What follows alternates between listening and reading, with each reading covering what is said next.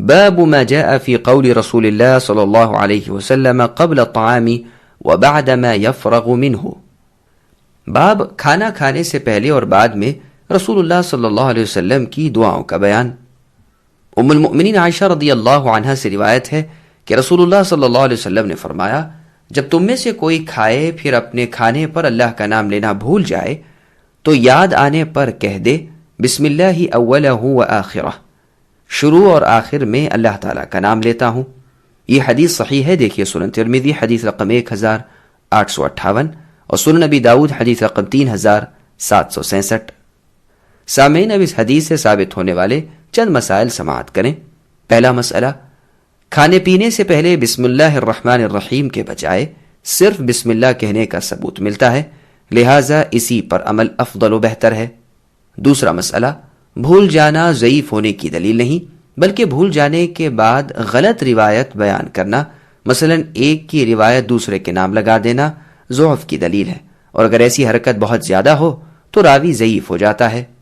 تیسرا مسئلہ، بسم اللہ نہ پڑھنے سے کھانے پینے کی برکت ختم ہو جاتی ہے.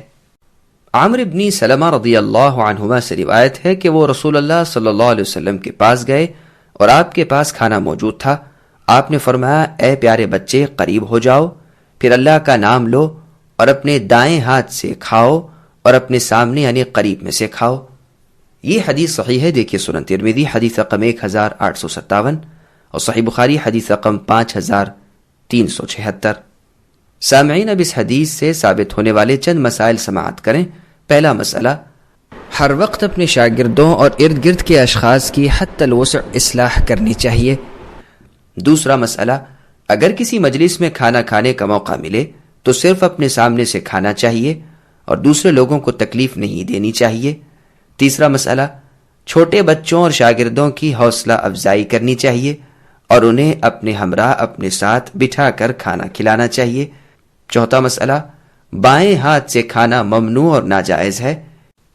ابو امامہ الباہلی رضی اللہ عنہ سے روایت ہے کہ جب رسول اللہ صلی اللہ علیہ وسلم کے سامنے سے دسترخوان اٹھایا جاتا تو آپ فرماتے، الحمدللہ حمدا کثیرا طیبا مبارکا فیہ، کہ حمد و ثنا، تعریف و توصیف اللہ ہی کے لیے ہے، بہت زیادہ حمد و ثنا، پاک اور برکتوں والی. غیر مودع، ہم نہ اس کھانے کو چھوڑ سکتے ہیں، ولا مستغنا عنہ ربنا، اور نہ اس سے بے نیاز ہو سکتے ہیں، اے ہمارے رب. یہ حدیث صحیح ہے، دیکھیے سنن ترمذی حدیث رقم 3456 اور صحیح بخاری حدیث رقم 5458.